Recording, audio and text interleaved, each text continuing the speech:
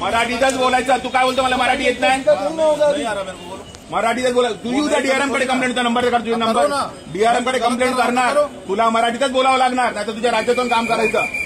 हा नाव काय? संजय तुपलोंडे. तुम्ही मला सांगता तुम्ही यांच्याशी हिंदीत बोला. काय साहेब, 4 दिवसापूर्वी सीएम साहेबांचं स्टेटमेंट आहे, क्लिअर आहे की महाराष्ट्रामध्ये मराठी बोललं पाहिजे. महाराष्ट्राचा कायदा आहे. मराठी आपली अभिजात दर्जा प्राप्त झालेली भाषा आहे. त्याच्यामुळे प्रत्येक राज्याला मराठीचं मानपान आहे. आणि तुम्ही बोलता की तुला हिंदी येत नाही म्हणून. प्रत्येक राज्याला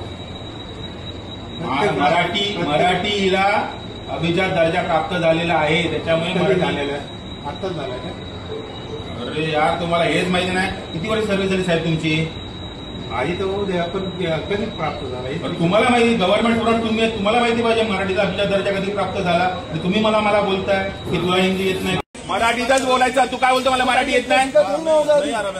मराठीतच बोला. तुझी उद्या डीआरएम कडे कंप्लेंटचा नंबर कर. तुझा नंबर डीआरएम कडे कंप्लेंट करणार. तुला मराठीतच बोलावं लागणार, नाही तर तुझ्या राज्यातून काम करायचं.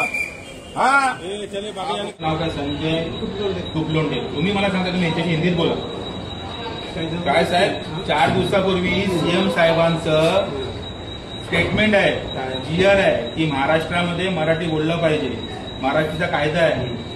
मराठी आपली अभिजात दर्जा प्राप्त झालेली भाषा आहे. त्याच्यामुळे प्रत्येक राज्याला मराठीचं मानपान आहे. आणि तुम्ही बोलता की तुला हिंदी येत नाही म्हणून. प्रत्येक राज्याला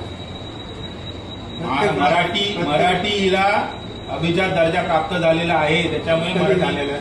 आत्ताच झालाय का? अरे यार, तुम्हाला हेच माहिती नाही. किती वर्ष सर्व्हिस झाली साहेब तुमची? आधी तर होऊ दे, आपण कधी प्राप्त झाला? तुम्हाला माहिती, गव्हर्नमेंट स्टुडंट तुम्ही, तुम्हाला माहिती पाहिजे मराठीचा अभिजात दर्जा कधी प्राप्त झाला. आणि तुम्ही मला बोलताय की तुला हिंदी येत नाही.